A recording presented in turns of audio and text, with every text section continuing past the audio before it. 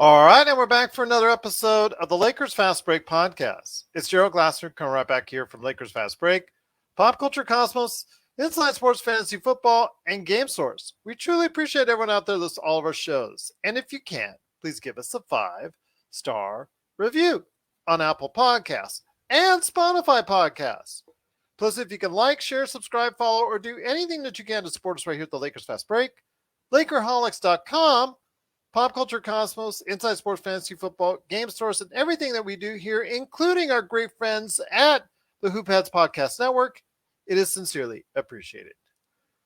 Well, Sunday was a clash between two teams that had great momentum going into the game, with the Memphis Grizzlies and the Lakers coming in with winning streaks and having the momentum on their sides. The Lakers not having lost since they last played Memphis, and Memphis really on a roll themselves, just defeating the Clippers the previous night, also at the Crypto.com arena.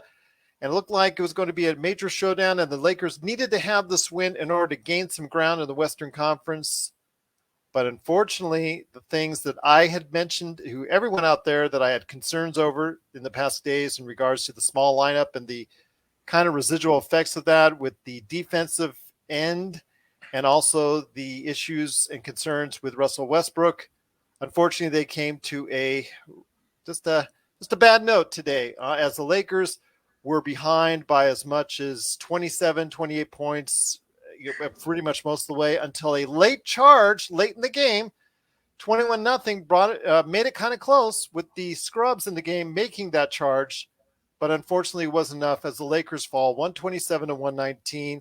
And here today to talk about the game and the misfortunes again for the Lakers as they waste another sensational LeBron performance, who came in today with a great game, 35 points, 3 of 4 from 3, 14 of 19 overall, 9 rebounds, 7 assists, only 3 turnovers.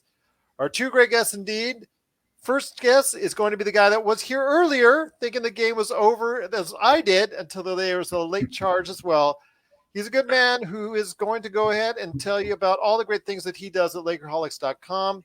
Big shout out to Kenneth Stone, by the way. First half, Lakers played lazy, but no one made shots and seemed motivated except for LeBron.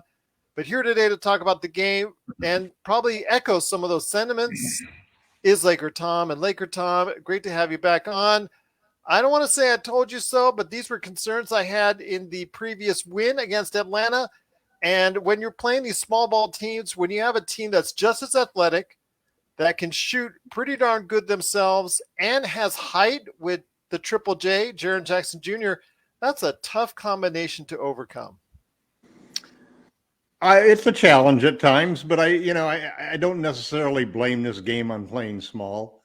I thought the Grizzlies played extremely well. I think the Grizzlies are obviously at this point in time, you have to say they're underrated. They've been playing well with two starters missing for a good portion of the season. And Dylan Brooks was just called out before the game for several weeks for going back on the injury list after he just came off. And they shot lights out from three tonight. They played good defense, and we didn't play any of the great defense that I thought we played against the Hawks. I still differ with you in opinion of you that I thought we played excellent defense that game.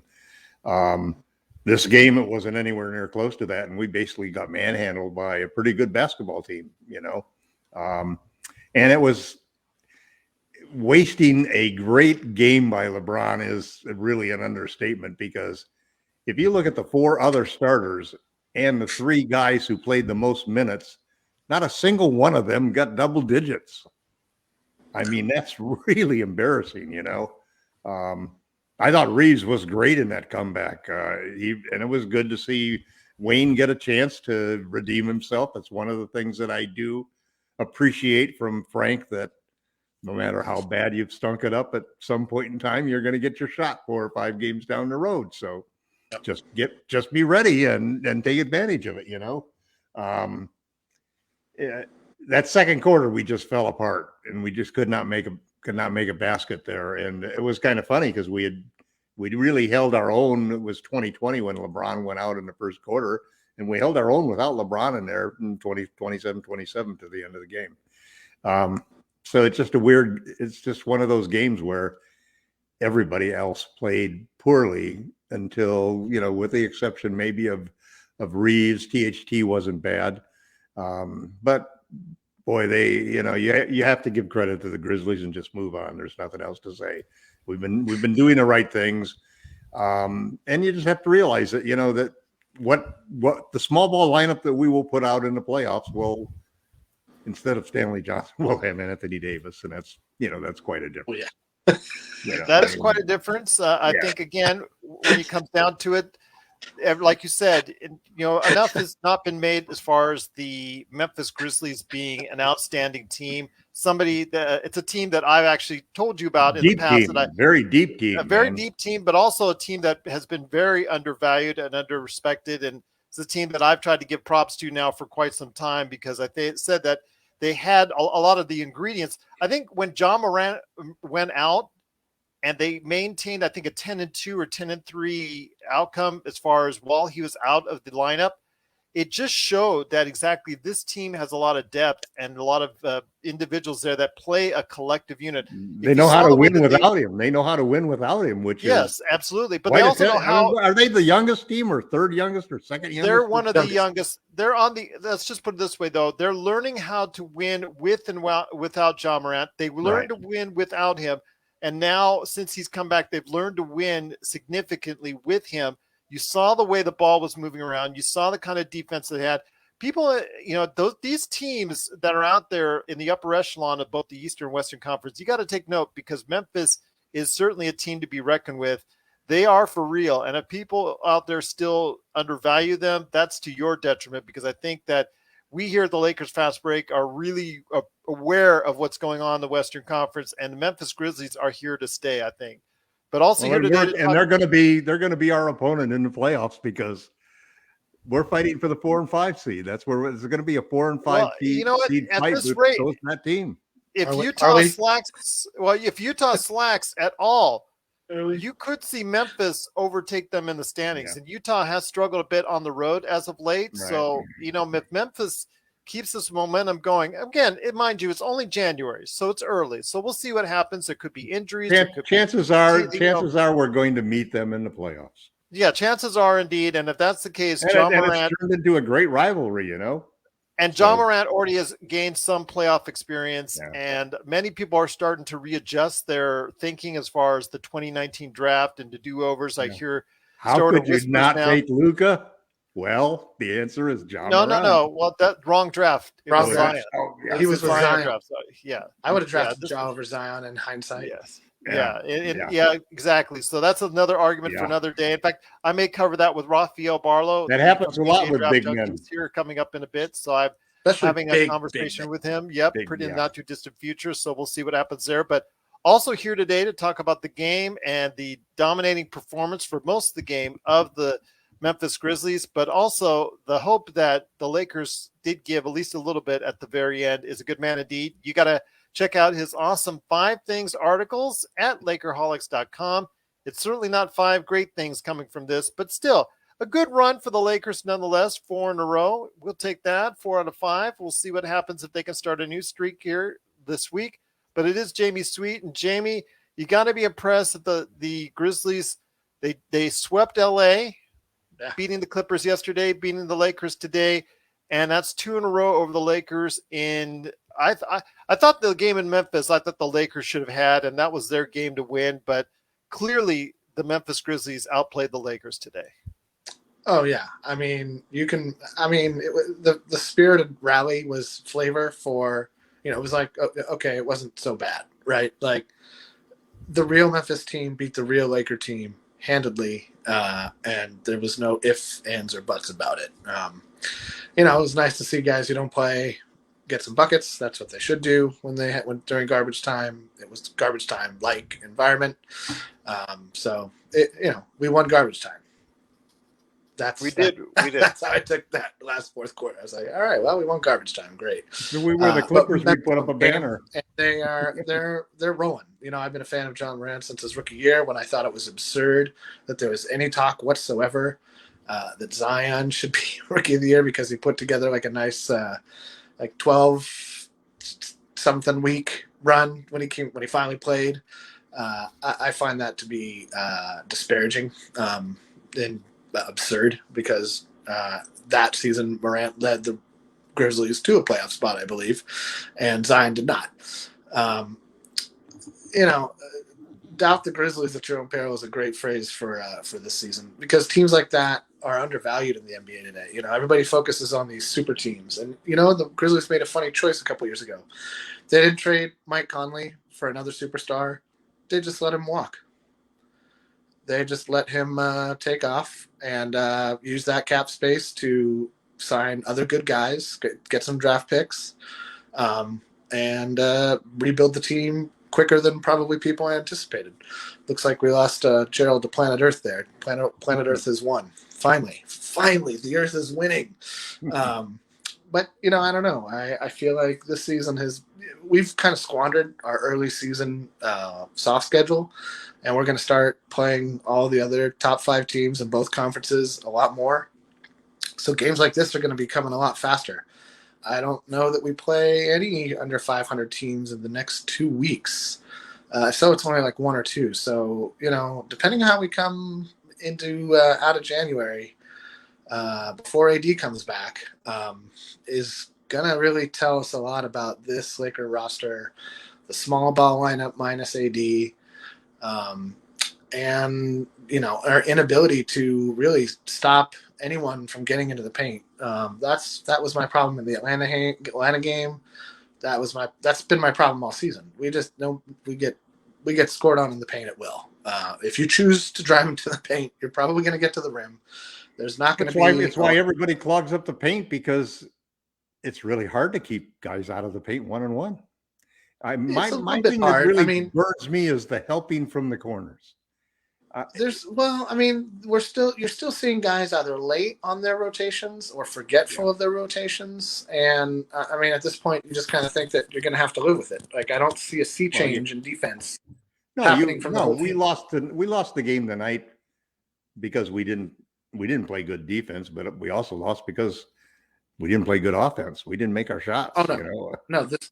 Like you said, everybody who normally plays but LeBron basically no-showed tonight. Right. But here's the irony.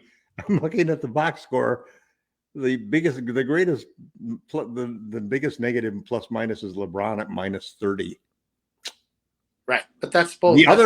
Listen to the plus minuses of the other players. Johnson minus 11, Westbrook minus 22, Bradley minus 20, Monk minus 15, Anthony minus 11, then Ariza plus 18, Gabe Bazemore plus 21, Jordan plus 19. Right. God, he might win his way back in the starting lineup. Those other guys on the floor the guys on the floor in the fourth quarter. Yeah. It was the run. Right, and like I said, it was flavor for garbage time. It was nice, it made garbage time watchable. Yeah, but we let the Grizzlies shoot a lot of corner threes, man. And these guys are so good. We also, if you have the box score right there, look at the points in the paint. It's going to be like 60-25. Yeah. Like, it's going to be. And after the first quarter, it was even. Right, but at the end of the second quarter, we were way behind on that. If we managed to collapse on the guy driving to the rim, he kicked it out to one of 2 or 3 open shooters who were just standing there in rhythm. Yeah, and part of the problem, though, is that when you think of that, when a guy drives, let's say a guy's driving on the left or the right side, and he's got a guy in a strong corner and there's a guy in a weak corner. So the guy in a strong corner, the defender, or the guy in a strong corner basically has got to not leave his man. Because the points you're going to give for an open three in that corner versus the number of times that you're really going to help stop a guy from getting to the rim after he's beaten his man. That's not your job. That is the rim protector's job, whomever that is. That's the problem. It's often LeBron or Melo. I'd rather give up the 2 and play straight man defense, and I just hate corner threes because I can make them. You can make them. Everybody can make a corner three. It's just. I think I haven't looked at the box spread. I don't know what the points of the paint minus plus how much we lost that by. I'm going to say we probably lost that by. I'm going to have to figure out where they put the guys in for the bench to see where it really mattered, because I don't care so much about like Reeves getting to the, for his, he got some nice and ones there. So that's gonna bring it a lot closer. The actual Laker defenders, the actual guys who will be counting on in the playoffs, and I count Reeves among that number. And I think you're right. THT had a fine game, Right. but nobody. Oh, Gerald won his battle with Planet Earth. Nice, Gerald. Way to go. So far. Was it overtime in a football game or something? Well, it's the Las Vegas Raiders just won and beat the Chargers. Nice. See, I told you. Yes. It was so funny because this is the way the NFL deals with it. Okay, because if the Chargers and the Raiders would have tied, which is the ultimate insult, then Pittsburgh would have been out of the playoffs, and both of those teams would have been in the playoffs. But yet, because the Raiders won in overtime, only the Raiders get to go on in the playoffs because of the breakdowns and the all the qualifiers and whatnot. Yeah. So I kind of hate football at this point. yeah, but then you have hockey with its overtime losses and all that instead of a tie now. So I know it's just wins and losses. Just the NBA's got it right. But then we want to do an in-season tournament. At least in the NBA, you don't have ties. You know? What? Everybody's tired. Yeah. Wow. NBA what if the NBA did ties? That would be bad. But that'd be the worst. It is the Lakers. Well, unfortunately, there was no ties for the Lakers today because they did fall 0-0. Yes. Well, so here's a question. Here's a question for both of you. Yeah. 27-27. Question for both of you. 127 and 119. So I'm probably the biggest small ball fan among the three of us. But I have major concerns. We're all supporters of small ball. Yes. But I have major concern about being locked where you cannot, because I don't think we can play with Dwight or DJ as a standard center. I don't think we can play big. And I think that's a big disadvantage going into the playoffs. Well, I agree with you as well. I don't think situations. I just don't think Dwight think that the biggest thing that we need is, I still have Miles Turner at the top of my list of the players that I think could really impact this team. 100%. Then you could really play small or big. And I don't know if a power forward can make a difference. I mean, because we're going to get AD back. I mean, it comes down to this, that I would like to see us. When we played small ball last year, we had three guys 6'8". Man, we're not doing that now. No. Stanley's 6'6", on a good day, and half the time we've got somebody 6'4" in there. And so that would help because we could still play small, but we could still get beaten by teams with bigger guys. So, I mean, that's what my feeling is that we need a big. We got too many smalls right now, and we need another big. Well, the thing is, should that big be a power forward, or should it be a stretch four or stretch five? You don't have Dwight Howard from 10 years ago. That's the problem. Or even 2 years. Dwight Howard. Or the starter quality Dwight Howard. That's the problem. Yeah. You don't He's have the backup that anymore. quality Dwight Howard. He only can give you flashes. I know Kenneth Stone has made some great comments tonight in regards to it. And, obviously a lot of people out there, I was actually watching the chat rooms in a couple places, and they were talking about how, okay, why isn't Dwight in the game? Why isn't Dwight in the game? Well, he came late in the game, in the third quarter. And, of course it was still down, but just the fact that he is not able to go ahead and give you consistently anymore what he used to give you is a problem. And same thing with DeAndre Jordan. DeAndre Jordan is also far removed from what the player he once was with the Clippers. Anybody who still thinks that he can be even close to that is just kidding themselves. And I don't even know what Rob Pelinka was thinking. We've talked about this before. Nobody on the planet outside of Rob Pelinka thought that was a good move. It's why the amateur versus expert argument often falls flat on its face. Talk about objective and not objective. Even the most ardent Lakers fans said, please do not get DeAndre Jordan once he was waived by the Nets. What did he have? He must have had some dirty pictures of Rob or information about him being unfaithful to his wife or something. There's no other explanation. When Moshe dropped that tweet, immediately that he was coming over to the Lakers, it was like, dear God, no. And just people don't get it. Bazemore plus was 19 tonight, man. You better watch out. He's likely to start tomorrow or Wednesday. Oh, for good grief. But Bazemore was an individual that, we were hoping we took a gamble on because I thought he was one of our best minimum players. But any Warriors fan and all the Warriors experts were so glad to get rid of him, and we see why. We see the effects of what's happened there. If you talk to them in the season, it was like, okay, what's going on? Because, we all kind of forgot how Kent Bazemore was on the Lakers previously. So there you go there. Ellington was someone who he's just old. It's just old. And, okay, you saw little bits of what's coming tonight or what he played with tonight because he was part of that 21-0 run. But there's a reason why he was at the end of the bench, because he just can't play at the level or at the speed that the NBA game is anymore. And that's just the thing. That when you have the oldest team in the NBA, you're going to have players there that are on the edge of what they used to be and just can't do it anymore. That's what I'm worried about. It was our young players tonight who let us down just as much as the old players. Yeah, and that's true. We've been relying on Monk. We've been relying on, on all of the young players that we've had, Johnson, we've gotten a nice infusion of youth. And if we could get Monk in there, if we could get Nunn in there and we could get AD back, then we would really have something, I used to think we needed two players. Now I look at what we've got and I think Nunn and AD back this team would be pretty tough. I still think we need another big, and so I think we'll have to make a trade somewhere for that big. Well, I agree with you on that. But you have to give up what youth you have to get it. Yeah. That's the problem. Well, that's the problem. And also too, it comes down to what other people are doing and whether there are some guys out there who we can get who would help us. We have too many guards. We need to balance the roster. We need another forward or a center. And just because of Frank, I kind of even hate to even want to have Miles Turner there because you just worry about Frank getting stuck with the two bigs all the time and not realizing. The reason that Dwight and DJ don't really work with this offense is because Frank wants to chase the ball. He wants to chase the shooters. He wants to trap. He wants to rotate fast.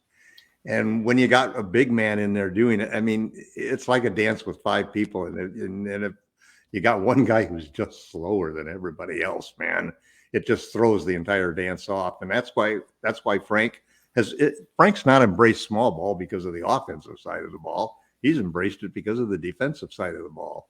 Anybody who has watched his career coaching can clearly understand that. So, maybe it's a lot of it will come down to who the other teams are going after. Maybe somebody will, maybe all of a sudden Turner won't. He keeps being in the news as a trade target, and yet many times he seems to survive. Either he can't find the right partner from the Pacers in order to get him. And Jeremy Grant's another one. Cam Reddish didn't really impress me tremendously the other night, as a candidate. They set it up so that Reeves could try to take advantage of him, on defense. But we do need somebody. I don't think we can go in there with the team that we've got. Jamie, I wanted to ask you this. The reason why you keep cutting out, is it because of the move to 5G or is it Laker Tom? Please let me know. No. I'm not used to the phone interface. I keep hitting buttons that evidently kill the stream. So you're hinting that it might be Laker Tom. No, I'm kidding, of course. Once again, the Lakers did unfortunately lose 127-119. But before you guys head out, I do want to mention that the Lakers are right now, as we stand, in 7th place, 21-20 in the Western Conference. Their next game is coming up on Wednesday. Just to let you know, the standard Tuesday game is not going to be there. We'll have hopefully a late night Lakers fast break or even an early Lakers fast break on Tuesday as finally Jamie, and Sean hopefully will be able to get together. This has been something that seemingly has been so much trouble in the making, but hopefully we can all get together to share our all-star rosters because Laker Tom already has. I'm hoping to also get a hold of my good friend Rafael Barlow from the NBA Locked On Draft podcast. Hopefully he'll go ahead and be able to stop on by on Monday talking about some NBA draft prospects as well. But guys, before we head on out, Jamie, I know you got some great things going on with your 5 Things articles. Let me know what's up at Lakerholics.com outside of Laker Tom and I getting to a comment war like we did last night. I mean, I wouldn't say it was a war. It was more of a friendly disagreement. And that's what goes on at Lakerholics.com. We just have friendly disagreements. Okay, we had a friendly disagreement. How about that? People, where some guy just makes this comment. You're like, what is that even all about? And you get to comment about it. And that's the joy and pleasure of Lakerholics.com. This is true. There won't be 5 great things because the 5 great things didn't happen tonight. Zero great things didn't happen tonight. So it'll be a dour. Only 12 turnovers. That's not bad. And Russ did have no turnovers again, so that's a positive, even though he shot terribly. Played terribly. He's not playing with the same intensity, I think, that we saw from him even a week ago. He seems to. I'm glad you admitted that he played terribly, Laker Tom. No, I didn't think. No, I mean everybody but LeBron played terribly. THT played fine, and then the bench, the Pine Squad did great. Pine Squad. If you gave out game balls for losing efforts, you'd give one to Reeves. Sure, okay. Doesn't matter. He's already got it from the game at Dallas where he won the game. Yeah, I'm just so impressed with his defense. His just all-around play has been just. No, he plays hard. I mean, that's why he is a little bit in the rotation. Okay, I can see him. Hold on. 20 years after he's retired, he's showing his grandkids, hey, there's the game ball that I got for winning the game at Dallas and last shot. What's that one over there, Grandpa? Oh, that's the one I got for leading a 21-0 charge. Instead of us getting our butts kicked, we got it actually we only lost by 8. So there you go. Right. Yeah. There you go. Was Ellington perfect from the field, or did he miss one towards the end? I think he missed one towards the end, if I'm not mistaken. It was like 7 for 8 or something. Yeah, he did very well there. But again, this is something where plenty of spirit awards to go around. It's an opportunity to show that you deserve more minutes. But then again, ultimately, he should be the starter instead of Bradley.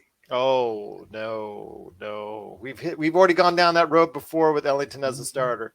No, I'm not talking about Ellington. I'm talking about Reeves. Oh, well, there you go. There's thrown out there. I'm not saying yes or no on that one. He and Monk have the best plus minuses with LeBron, and you're going to see that at Laker Tom's Twitter at Laker Tom on Twitter. He's probably the best perimeter defender that we have. You notice I got in that plug. There you go.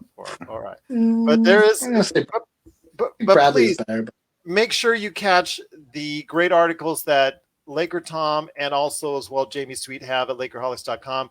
Before we head on out, Laker Tom, I know you're working on some great things. Also check out again at Laker Tom on Twitter, but please let us know what you're up to at Lakerholics.com. I think what I'm working on most recently is how can we keep Malik Monk? Pay him a lot more than what he's getting paid now. Well, we got limits because we don't have his bird rights because we just have a one-year deal with him. So, but there are some interesting combinations of things that you can do. And so I've got an article that I've got coming out in a couple of days listing the 4 or 5 options of what could happen with the Lakers' pursuit of him. It's kind of interesting. He had an off night tonight, and it was one of the first off nights that he's had as a starter. Is actually the first off night he's had as a starter. So it'll be interesting to see what happens because a lot of the interest about Monk has been that I think a combination of things. One, that he really bloomed as a starter, and he had only one opportunity in the 3 years at Charlotte to start. And so all of a sudden as a Laker, you got to see a guy who, to me, and I know Bubba on Lakerholics.com had the same feeling, that it was like watching him and LeBron was like watching him and Kyrie.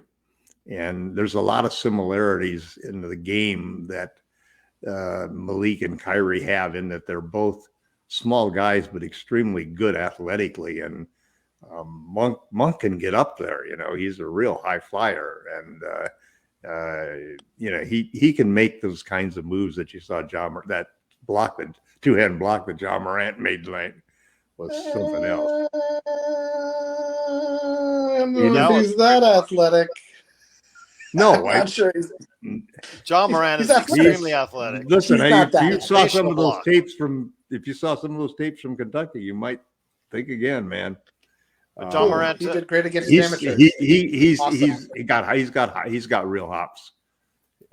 Listen, he's athletic. He's not John Morant. Let's not John put the Morant cart before. But you know, Yeah. Malik but Monk you know is what he good- could great be? athlete He too. could Good be. athlete too. He could be this team's Buddy Hield. He could be this team's. That's more reasonable. He could be this team's. J.R. Smith. He could Prime be. J.R. Smith. He could be the third superstar in a big three on this team down the road. And what do Down you the do? road? Here's the thing. What if a lot of this depends on how he finishes the year in the playoffs. But if he finishes the year averaging 20 points per game and shows it in the playoffs as 20 points per game, what's he going to get? Caruso got $9 million a year. Wasn't even a starter. If this guy's starting for the Lakers and scores averaging 20 points a game, that's like $18 million a year or something. I have a hard time seeing him average 20 points a game once AD and none get back. I mean, that's just being realistic. I'm not trying to knock his game. Yeah, he's going to take a minute. But you're talking also about the two guys who are number one trade chips. When none gets back. Everybody's going to take a minute when none. AD may get back, but THT and none may be gone. That's true. Good point. Maybe by February. Somebody's either gone or on the bench, man, because they can't play all of them. But one thing is, that's what I'm saying. When AD comes back, when AD and none comes, whose time is none going to take? THT probably. Reeves and Bradley. THT is the backup point guard now. He's the guy who comes in. Yeah, but they'll slide him over to the three because he's bigger than Bradley and he's 10% more experienced than Reeves. Yeah, and he'll get killed at the three because I know. Yeah, he's too small. Well, and who's going to go out when AD comes back? Stanley's not going to start when AD comes back. No, he and Melo will take a bit of a minute's hit. So that's how that's going to work. It'll be a minute's crunch for somebody. Well, one thing is for certain: the starters alongside LeBron cannot continue to shoot 8 for 39 and expect the Lakers to win games because they won't. You can't start. They can't expect to start if they shoot 8 from 39. No, that's for sure. That's for sure, indeed. Credit the Memphis defense for that, and us missing shots. That's not going to happen very often. If it does, then we will fall out of the play-in. No. Yeah, the statistics. The end of the game statistics where it shows the Lakers shooting 47% overall and over 40% from three, kind of misleading because of what happened in that 21-0 run with the scrubs. But once again, the Lakers did end up losing 127-119.